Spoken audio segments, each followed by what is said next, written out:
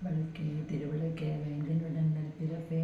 அந்தி விளக்கே அலங்கார பெண்மணியே காந்தி விளக்கே காமாட்சி தேவியாரே பசும்பன் விளக்கு வச்சேன் பஞ்சித்திரி போட்டு வச்சேன் புலம் போல் நெய்விட்டேன் கோலமுடன் நேற்று வச்சேன் பொட்டுமிட்டேன் குங்குமத்தால் பூமாலை சூட்டினேன் ஏத்தினேனே விளக்கு எந்தன் குடி விளங்க வைத்தேன் திருவிளக்கு மாளிகையில் தான் விளங்க